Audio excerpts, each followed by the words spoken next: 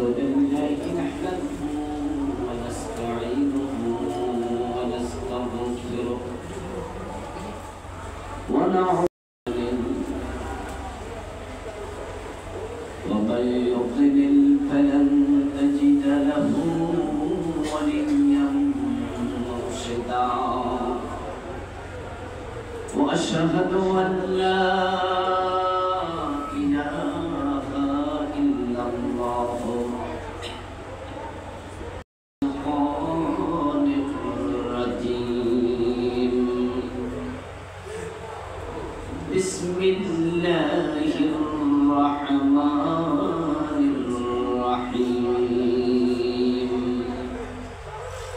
إن الله وملائكته يصلون على النبي يا أيها الذين آمنوا صلوا عليه وسلموا تسليما اللهم صل على محمد وعلى آل محمد كما صليت على إبراهيم وعلى آل إبراهيم إنك حميد مجيد اللهم بارك على محمد وعلى آل محمد كما باركت على إبراهيم وعلى آل إبراهيم إنك حميد مجيد اللهم صل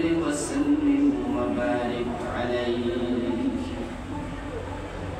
معزز محترم সম্মানিত মুসলিম ভাইরা আল্লাহ তাআলার লাখ কোটি শুকরিয়া জ্ঞাপন করছি যে মহান মরিম অত্যন্ত মেহেরবানি করে আমাদেরকে জুমার নামাজ পড়ার জন্য সমবেত হওয়ার তৌফিক দিলেন যিনি আমাদেরকে মেহেরবানি করে সুস্থ রাখেন আমরা শুরুতে তাকে শুকরিয়া জানাই কৃতজ্ঞতা জানাই কালিমাতু শুকর করি আলহামদুলিল্লাহ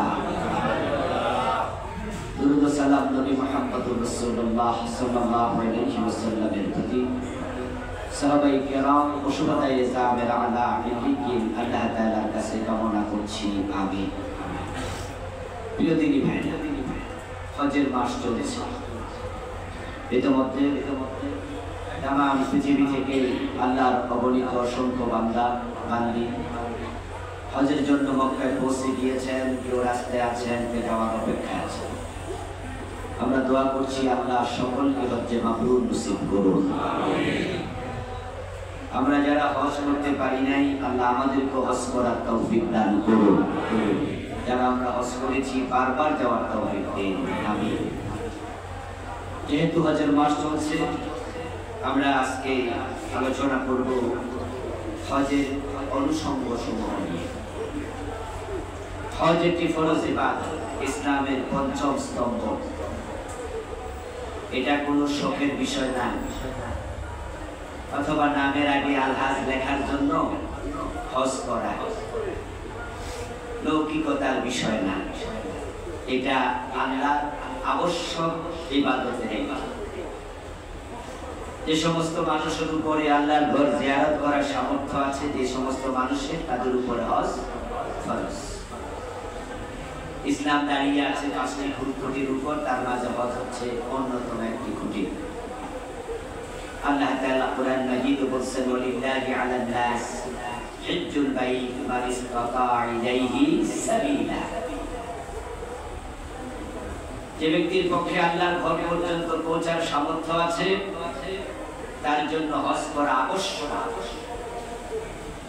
নবীজি বলেন ইয়া আইয়ুহান নাস ক্বাদ ফারাদাল্লাহু আলাইকুমুল হজ্জ ফাহাজ্জু হে মানুষেরা আল্লাহ তোমাদের উপর হজ ফরজ করেছেন সুতরাং তোমরা হজ করো যার উপর হজ ফরজ সে যদি হজ না করে মারা যায় তাহলে তাকে এই বিষয়টা নিয়ে আল্লাহর সামনে জবাবদিহিতা করতে হবে আল্লাহ তাআলা মানুষের সকল আমলের জবাবদিহিতা নেবেন না সব বিষয় ধরবেন না সুন্নাত মুস্তাহাবাত যেগুলো আছে এগুলো মানুষের আমলকে সৌন্দর্যমণ্ডিত করে জান্নাতের মর্তবাকে বাড়িয়ে দেয়। এগুলোর জন্য মুআখাযা হবে না, কিন্তু যেগুলো ফরজ ওয়াজিব হুরমাত আছে এগুলোর ব্যাপারে আল্লাহ স্পেসিফিকলি জিজ্ঞাসা করবে, এটা কেন করেছো, এটা কেন করো নাই। তার মাঝে হজ একটি যে বিষয়ে আপনাকে জবাব দিতে হবে, সুতরাং এটাকে হালকা ভাবে নেয়ার কোনোই সুযোগ নেই। বরং এটা এমন চমৎকার একটি ইবাদত, মনীষীদের মাঝে জীবনে 70 বার 80 বার হজ করেছে এমন মনীষীও আছে। প্রতি বছর হজে ইমাম আবু হানিফা রাহিমাহুল্লাহ তিনি সে বাল্যকাল থেকে মৃত্যুর আগ পর্যন্ত হজ মিস করেছেন এমন বছর খুব কম গিয়েছে। অথচ উনি খুবই ব্যস্ত মানুষ ছিলেন, অনেক বড় ব্যবসায়ী ছিলেন, উনি ইমাম ছিলেন, হাজার হাজার মাসআলা তিনি হাদিস থেকে কোরআন থেকে বের করেছেন। তার ছাত্ররা এগুলো লিখেছে, অসংখ্য ছাত্রকে তিনি পড়িয়েছেন, এর মাঝেও তিনি হজ মিস করতেন না। তাহলে বোঝা যায় একবার আদায় হওয়ার পরে হজ আর ফরজ থাকে না, কিন্তু নফল হজকেও তারা এত গুরুত্ব দিয়েছেন। কারণ নবীজি বলছেন আল উমরাতু ইলাল উমরাহ কাফারাতুন লিমা বাইনাহুমা। যদি মানুষ উমরা করে, পরে উমরা আবার করে, মাঝখানে যত গুনাহ আল্লাহ সব মাফ করে দেন। তাহলে উমরা হজের সাথে সম্পৃক্ত। আমাদের বাংলাদেশের মানুষ আমরা যারা হজে যাই, আমরা আগে কি করি? উমরা করি, হজ্জে তামাত্তু করি অথবা হজ্জে কিরান করি। আমরা হজ্জে ইফরাদ খুব একটা করি না। যারা হয়তো একবারে যেদিন মানুষ মিনায় চলে যায় সেদিন তার ফ্লাইট হয়েছে, এমন যদি হয় লাস্ট ফ্লাইটে গিয়েছে, উমরা করার সময় পায়নি, ওরা হজ্জে ইফরাদ করে, এটা অ্যাক্সিডেন্ট। কিন্তু আমরা অধিকাংশ উমরা করি।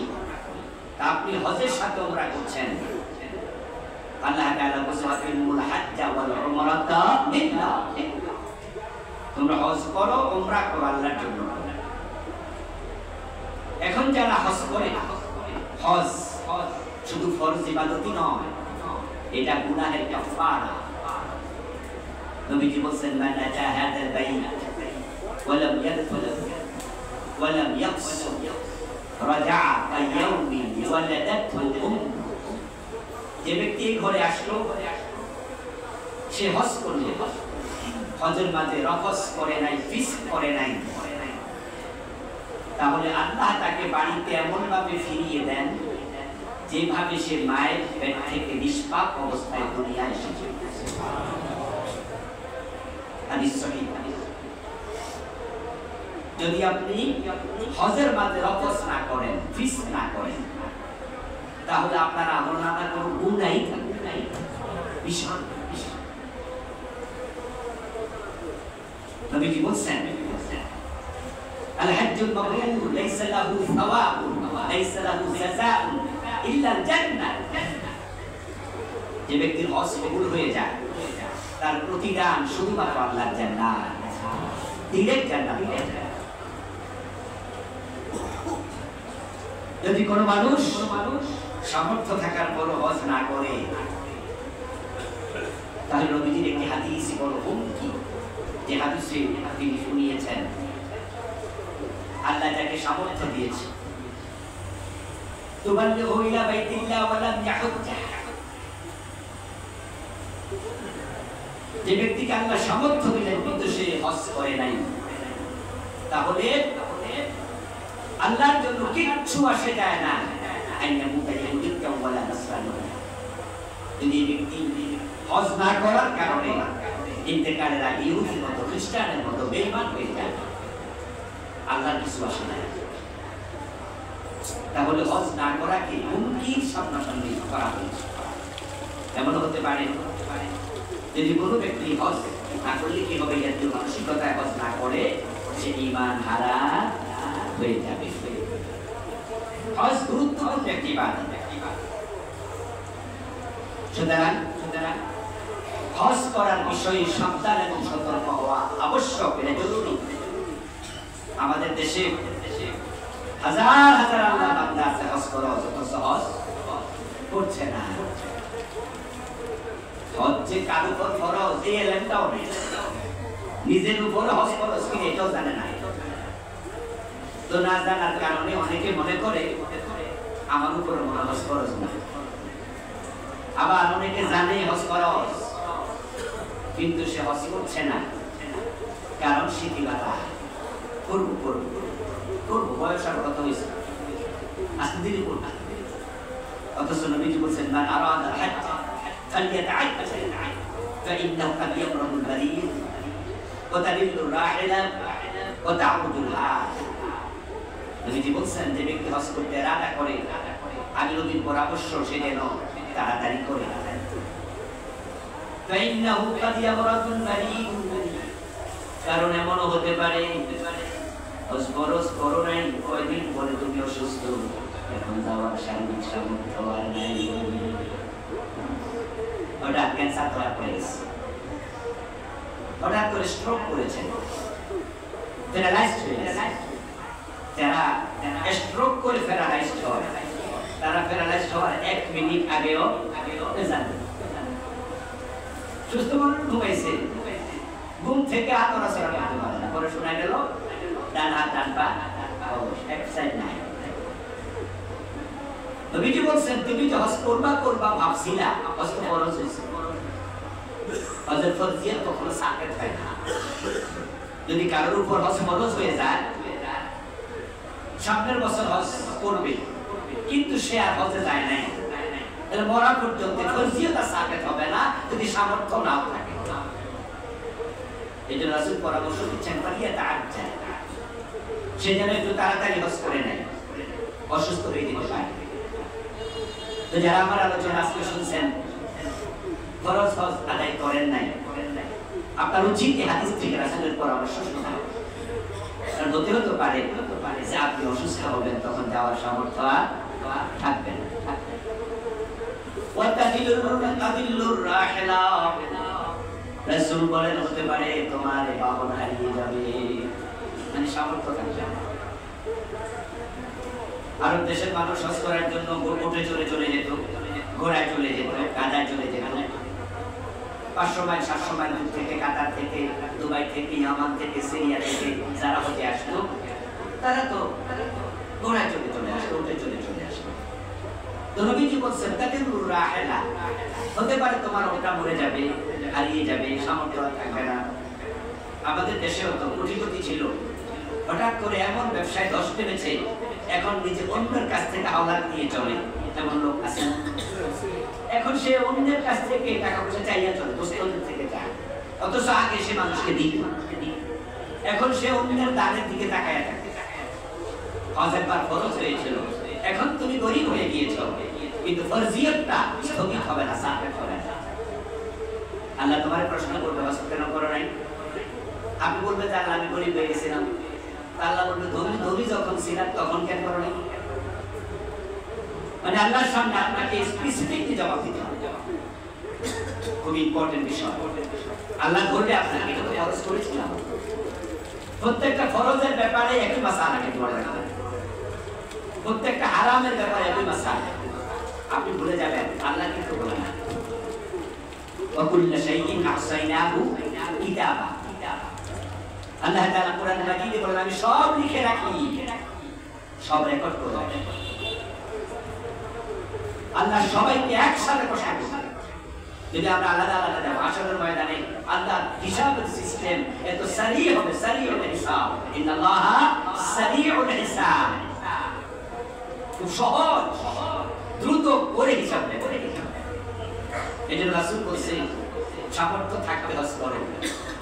ওয়া তাউদুল হাজা, এমন হতে পারে তুমি আজকে যে ব্যস্ততায় আছো, আগামী বছর ব্যস্ততা আরো বেড়ে যাবে। তুমি এমন কাজে ব্যস্ত হয়ে যাবে, তুমি চাইলেও পরের বছর হজ করতে পারোনি, এর পরের বছর হজের আগে হয়ে গেছে। তাই রাসূলুল্লাহর পরামর্শ, যাদের উপর আল্লাহ হজ ফরজ করেছে তারা যেন তাড়াতাড়ি হজ করে, হজের ব্যাপারে কোনো শিথিলতা প্রদর্শন না করে। প্রিয় ভাইরা, এই হজ করতে মানুষ যখন যায় আল্লাহর ঘরে, তখন তাদেরকে কিছু ক্রাইটেরিয়া ফলো করতে হবে, যে ক্রাইটেরিয়াগুলি ফলো না করলে জার্নি বাই প্লেন হয়, হজ হয় না। মক্কায় কিছু জায়গা পরিদর্শন হয়, আরাফা, মিনা, মুজদালিফায় যাওয়া হয়, হজ হয় না। কিছু ক্রাইটেরিয়া আছে, ফলো না করলে নামের আগে আল্লাহর লিখা হয় কিন্তু প্রকৃত অর্থে হাজি হয় না। আল্লাহ তাআলা কোরআন নাজিলে শিখাইতে দিয়ে বলেছেন, আল হাজ্জু আশহুরুম মা'লুমাত ফামান ফারাদা ফীহিন্নাল হাজ্জ ফালা রাফাথা ওয়ালা ফুসুকা ওয়ালা জিদালা ফিল হাজ্জ। আল্লাহ বলেন হজ হবে নির্দিষ্ট মাস সমূহে, আশহুর হজ হবে নির্দিষ্ট মাস সমূহে, অর্থাৎ হজের সফর শুরু হবে, হজের মাস তো প্রকৃত অর্থে জিলহজ, এর আগে 1-2 মাস আগে শুরু হবে। এই মাসগুলোতে হজের সফরে মানুষ যায়, হজের নিয়তে সফর করে। এবার আল্লাহ বলছেন যারা হজ করার ইরাদা করছে, চিন্তা করছে, মানে ফারাদা ফিহিন্নাল হাজ্জা, যাদের উপর ফরজ হয়েছে, যে ইরাদা করেছে, তাহলে তার জন্য আমি আল্লাহর দেয়া ক্রাইটেরিয়া হতে পারে আরাফা, সে রফস করবে না, ওয়ালা ফুসুকা, সে ফিসক করবে না, হজে কোনো রফস নাই, ফিসক নাই, ওয়ালা জিদাল, হজে জিদাল নাই, এগুলো মাথায় রাখবে। এগুলো মাথায় রেখে হজ করবে। নবীজি বলছেন এই আয়াতের আলোকে, মানে আদাল বাই ফালাম ইয়ারফুস, আল্লাহ বলছে রফস করো না, সে রফস করেনি। ওয়ালাম ইয়াফসুল, আল্লাহ বলছে ফিসক করো না, সে করেনি। আল্লাহ বলছে ওয়ালা জিদাল, জিদাল করো না, সে করেনি। তাহলে সে ঘরে ফিরে যাবে নিষ্পাপ হয়ে, আমলনামায় কোনো গুনাহ থাকবে না। এই ফিসক, জিদাল, যেটা হজে দারুণভাবে সমর্থিত হয়। হজের মাঠে কি, আরাফার মাঠে শয়তানের যাওয়া কি নিষেধ? মসজিদের ভিতরে কি শয়তানের প্রবেশ নিষেধ? বাইতুল্লাহতে কি শয়তানের প্রবেশ নিষেধ? আল্লাহ তাআলা শয়তানের প্রবেশ নিষেধ করেন নাই পৃথিবীর কোন অংশে। শুধু নবীজি সাল্লাল্লাহু আলাইহি সাল্লামকে প্রেরণ করা থেকে আল্লাহ আকাশের দিকে, আরশে আজিমের দিকে যাওয়া থেকে শয়তানকে বিরত রেখেছেন, সেখানে ফেরেশতাদেরকে নিয়োজিত রেখেছেন। শয়তান সেদিকেও যাইতে চাইত, তখন তাকে আগুনের গোলা নিক্ষেপ করে সরাই দেওয়া। শয়তান এভরি হয়, এভরি মোমেন্ট। আপনি আর আমি কে শয়তান প্রতিষ্ঠাত, এই জন্য সে আপনাকে রফস করাবে, ফিসক করাবে, জিদাল করাবে। নবী মুহাম্মদ সাল্লাল্লাহু আলাইহি সাল্লাম বলেন যে সব মানুষের সাথে শয়তান আছে, আমি নবী মুহাম্মদ, আমার সাথে একটা শয়তান আছে। তবে ফাইন্নাহু আসসালাম, আমার সাথে যে শয়তানটা আছে সেটা আমার আনুগত্য করে, সে আমার হাতে মুসলমান হয়ে গেছে, সে আমাকে ধোঁকা দেয় না। নবীজি ছাড়া আর কোন মানুষের শয়তান তার আনুগত্য করে না, বরং তাকে আনুগত্য করা। যত বড় হন, পীর হন, আপনি যত বড় আলেম, শয়তান আপনার কাছে আসবে আরো বড় আলেম সেজে, কারণ এদের ইলমের কোনো অভাব নাই, সে মুআল্লিমুল মালায়েকা। আপনি যত বড় মুত্তাকি, যত বড় আবেদ হন, শয়তান আপনার কাছে ধোঁকা দিতে আসবে আরো বড় আবেদ সেজে, কারণ শয়তানের কি ইবাদত কম ছিল?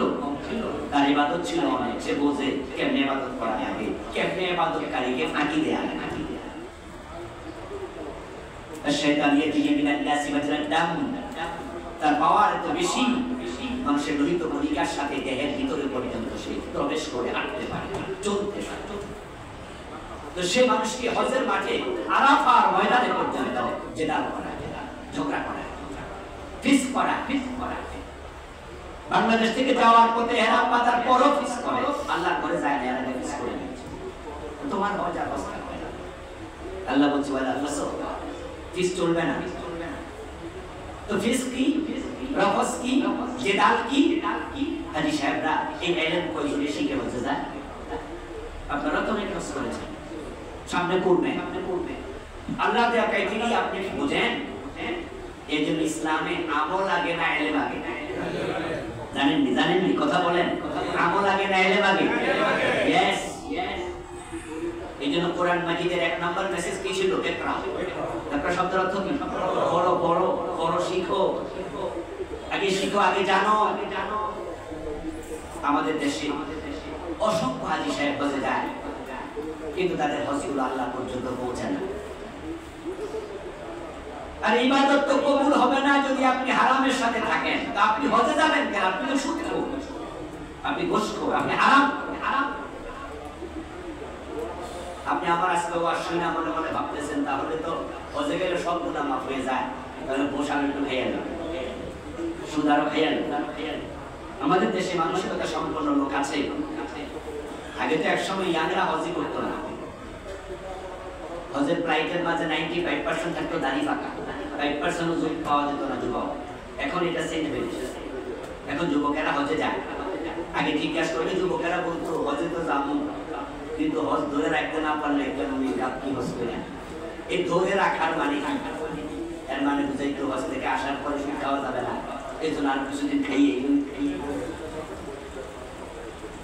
হজ থেকে এসে আর গোশ খাওয়া যাবে না, আর কিছুদিন খেয়ে নেই।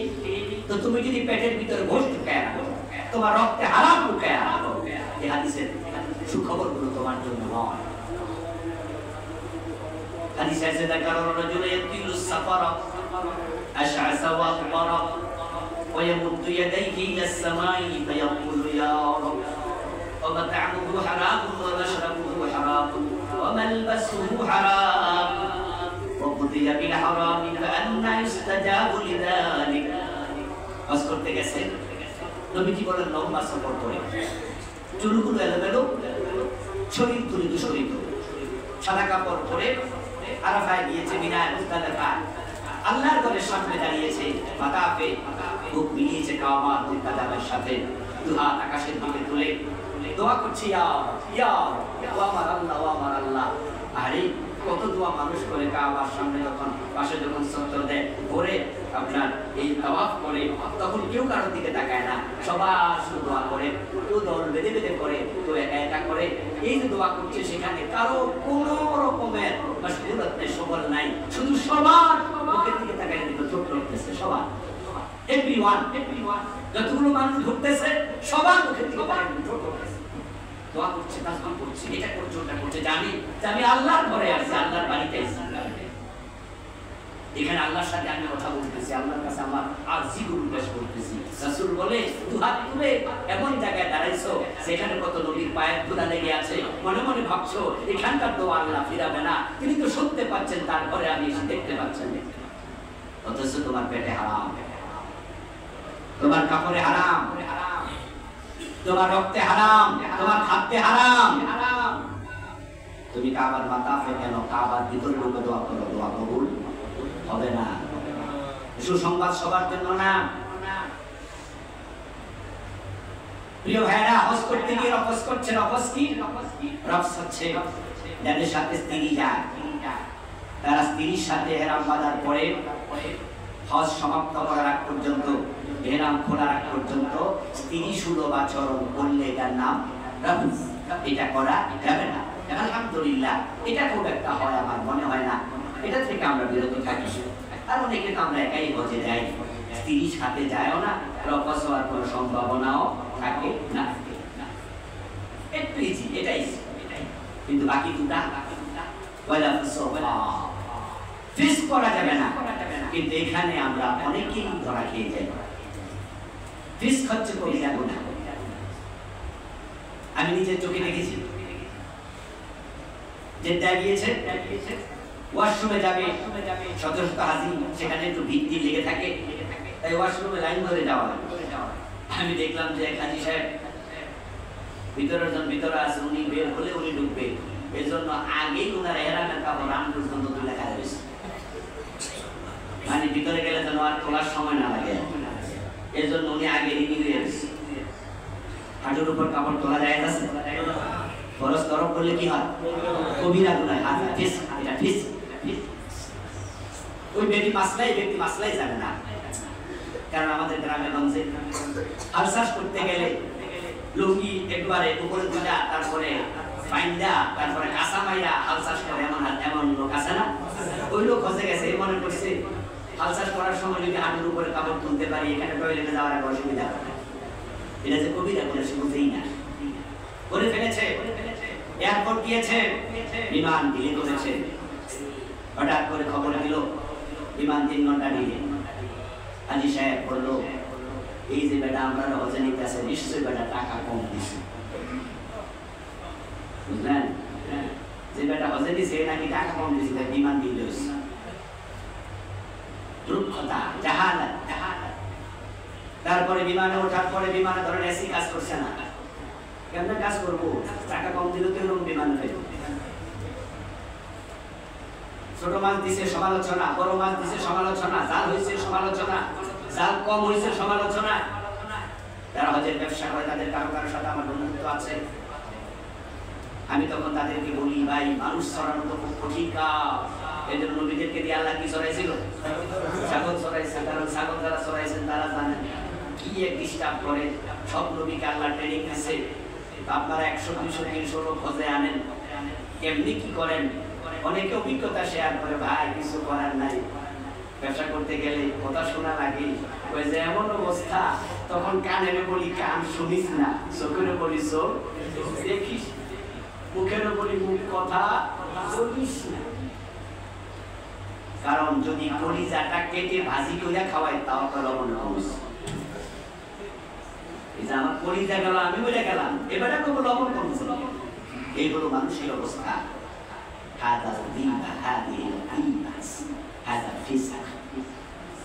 এই যে আপনি তার পিছনে তার নিন্দা করলেন, এটার নাম গীবত।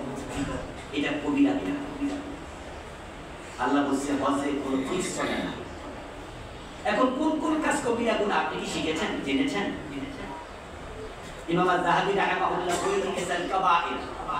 ওই বইতে তিনি 70টা কবিরা গুনাহ লিখেছেন। আপনি কবিরা গুনাহ চিনেন না, তাই হজও কবিরা গুনাহ করছেন।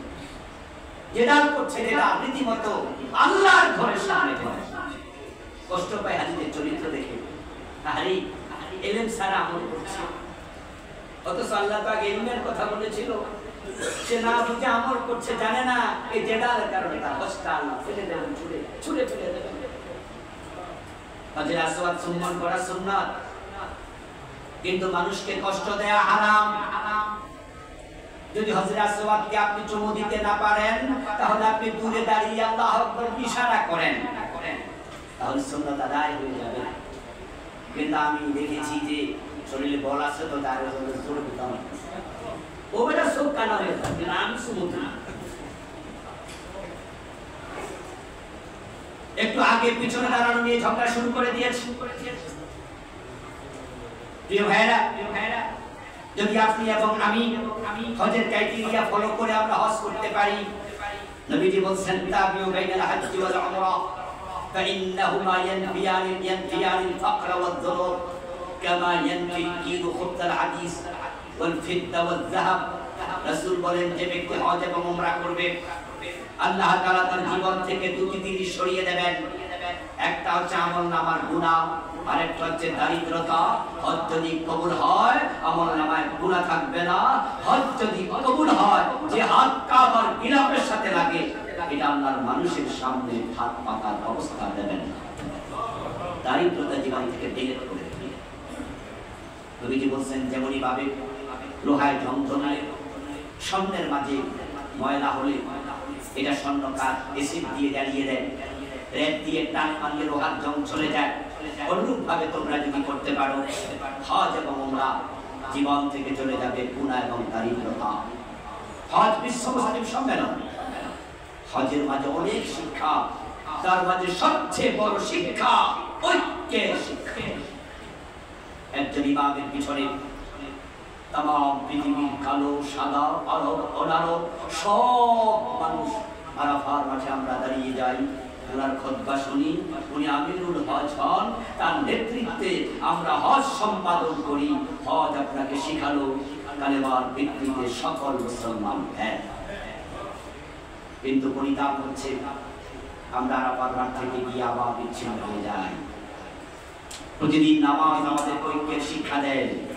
আমরা এক ইমামের পেছনে দাঁড়িয়ে নামাজ পড়ি, উনার সব কথা মানি, সামিআল্লাহু লিমান হামিদা বললে আমরা দাঁড়িয়ে যাই, উনার কথা মতো নামাজ শেষ করি। কিন্তু পরিতাপ হলো মসজিদের বাইরে গেলে আমরা আর এক থাকি না। ওয়াতাসিমু বিহাবলিল্লাহি জামিআন ওয়ালা তাফাররাকু। কথা ছিল আমরা ইসলামওয়ালা সবাই মিলে কোরআন একসাথে ধরব। আজকে মুসলমানরা যদি হজ থেকে ঐক্যের শিক্ষা নিয়ে একজন নেতা বানাতে পারত 200 কোটি মুসলমান, তাহলে ফিলিস্তিনের মুসলমান মাইর খাওয়ার কথা ছিল না। কিন্তু আমরা ঐক্যের শিক্ষা হজ থেকে নিতে পারি নাই। হজ আমাদেরকে তাওহীদের মেসেজ দেয়, হজ আমাদেরকে শিক্ষা দেয় সবরেনটি, আল্লাহ সার্বভৌমত্বের শিক্ষা দেয়। এই জন্য আপনি যখনই ইহরাম করবেন তখনই তালবিয়াতে বলবেন লাব্বাইক আল্লাহুম্মা লাব্বাইক লাব্বাইক লা শারীকা লাক, লা শারীকা লাক। সবাই এটা পড়ে, কিন্তু এরপরে শিক্ষা আবার অন্তরে লালন করে। তারপর ইন্নাল হামদা ওয়ান নি'মাতা, এরপরে শেষ লাকা ওয়াল মুলক তোমার। ইন্নাল হামদা ওয়ান নি'মাতা ওয়াল মুলক লাক, শব্দটা এভাবে হতে পারে। শব্দের স্টাইলটা এমন, ঢংটাইতেই যে ইন্নাল হামদা ওয়ান নি'মাতা ওয়াল মুলক লাক, শব্দের স্টাইলটা এমন ছিল। কিন্তু না, সেখানে একটু ডিজাইন চেঞ্জ করে দেওয়া হয়েছে। ইন্নাল হামদা ওয়ান নি'মাতা লাকা, এরপর ওয়াল মুলক, মুলকের পরে ওয়া লাকা শব্দ আর নাই, লাকাকে এগিয়ে দেওয়া হয়েছে। বালাগাতের পরিভাষায় একটা হাসর বলা হয়, তাকদীম মা হাক্কুহু তাখির ইউফিদুল হাসরা। শব্দের ডিজাইন চেঞ্জ, ইয়্যাকা না'বুদু না'বুদুকা, ডিজাইন চেঞ্জ, অর্থের মাঝে পরিবর্তন আসবে। না'বুদুকা আমরা তোমার গোলামি করি, আর ইয়্যাকা না'বুদু শুধু তোমার গোলামি করি, শুধু। লাকা ওয়াল মুলক অর্থ দাঁড়ায় রাজত্ব শুধু তোমার। আমি গোলাম সারা কবর করেছি, আমি গোলাম কবরের মানুষের বেশ ধারণ করেছি, আমার কিচ্ছু নাই, সব তোমার। শেখ হাসিনা এ তালবিয়া পড়ে হজ করেন নাই? খালেদা জিয়া তালবিয়া পড়ে হজ করেন নাই? প্রেসিডেন্ট এরশাদ তালবিয়া পড়ে হজ করেন নাই? আমাদের এমপিরা মন্ত্রীরা হাজি নয় এমন কয়জন? বাংলাদেশে যারা এমপি মন্ত্রী ইউনিয়নের চেয়ারম্যান হয় তারাও কিন্তু হজ করে। আমাদের হাসানুল হক ইনু, রাশেদ খান মেনন, তারাও কিন্তু হজ। এই তালবিয়া কি তারা করে নাই? কিন্তু রাজত্বের মালিক আল্লাহ, এটা যদি তারা বুঝতো তাহলে কি আল্লাহর আইনের বিরুদ্ধে আইন বানাতো? মুখে বলছে রাজত্ব তোমার, আমি হলাম গোলাম, তুমি রাজা। লাকা ওয়াল মুলক, কিন্তু আইন বানানোর সময় আইন বানাইছে 72-তে। দেশের সংবিধান যখন লিখে ডক্টর কামাল যে সংবিধান লিখেছিল, যে সংবিধানকে আমরা পবিত্র বলে চিল্লাচ্ছি, সংবিধানে আছে জনগণ হচ্ছে রাষ্ট্রের মালিক, অথচ তালবিয়া বলে মালিকানা আল্লাহ। আরে তুমি তো তোমারই মালিক, তোমারই বাচ্চা বলে, তুমি তো তোমারই মালিক, তোমারই মালিক। মানুষের অঙ্গ প্রত্যঙ্গ বিক্রি করা যায়? জানেননি? জানেননি? আপনি চাইলে চোখ বিক্রি করতে পারবেন? শরীর বলছে হারাম। রক্ত দান করা যায়, রক্ত বিক্রি করা হারাম, অঙ্গ বিক্রি করা হারাম, কারণ আপনি তো মালিকই না, বিক্রি করবেন কি? তো যেখানে আমি আমার মালিকের, আমি নাকি রাষ্ট্রের মালিক, অথচ তালবিয়াতে বলছে লাকা ওয়াল মুলক, রাজত্ব তোমার। প্রিয় ভাইয়েরা, হজ থেকে শিখবেন, তালবিয়া গবেষণা করবেন, হজ বুঝবেন। হজের সফরে গেলে ইব্রাহিমকে দেখবেন সব জায়গায় দাঁড়িয়ে আছে, ইসমাইলকে দেখবেন, মা হাজেরাকে দেখবেন। মিনায় গেলে একজন, মুজদালিফায় আরেকজন, আরাফার মাঠে দাঁড়িয়ে আছে একজন, মক্কার চারপাশে দাঁড়িয়ে আছে। আহা, সুন্নাহ, নবীদের সুন্নাহ, আদমের সুন্নাহ, ইব্রাহিমের সুন্নাহ, ইসমাইলের সুন্নাহ, হাজেরার সুন্নাহ, নবী মুহাম্মদের সুন্নাহ। সাতদিকে হজে গেলে মনে হয় ইসলাম আমাকে ডাকছে। স্যাক্রিফাইসের সর্বোচ্চ নমুনা ইব্রাহিম উপস্থাপন করেছেন সন্তানকে জবে করে। সেখানে বিনা আপনি সন্তানকে জবে করার জায়গায় পশু জবে করছেন। আর সেখানে যাওয়ার সময় শয়তান বাধা দিয়েছিল। ইব্রাহিম আলাইহিস সালাম শয়তানকে পাথর মেরেছিলেন। সে পাথর আপনি মারেন, আমি মারি। অনেকে পাথর মারলে শয়তান কান্দে, কান্দা কান্দা বলে, দোস্ত তুইও মারলি। কারণ এর যে চরিত্র, শয়তানের সাথে এমন দুস্তি, শয়তান এর চিন্তা, এর চেয়ে বড় দোস্ত আর নাই। হে যখন আর মুমিনাতে পাথর মারে, শয়তান কয় তুইও মারবি, তুইও মারবি। বিনা শয়তানকে পাথর মেরে আবার পকেটে শয়তান বেঁধে বাংলাদেশে নিয়ে আসবেন, এটার নাম হজ নয়। প্রিয় ভাইরা, শুধু বাংলাদেশের হাজিরা যদি সোজা হয়ে যেত, শুধু হাজিরা যদি আল্লাহর আইন মেনে নিত, এই দেশে আল্লাহর কোরআনের আইন কত আগে গায়ে হয়ে যেত। প্রচন্ড বড় আলোচনার সামনে আগাবো না, আজকে এখানে থেমে যাচ্ছি। যারা হজ করেন নাই আজকে সিদ্ধান্ত নেন যে আগামীবার হজে যাবেন, বলেন ইনশাআল্লাহ। আগামীবার যদি সরকার আপনারে না নেয়, কোটা ফিল আপ হয়ে গেছে, তাহলে পরের বার যাবেন।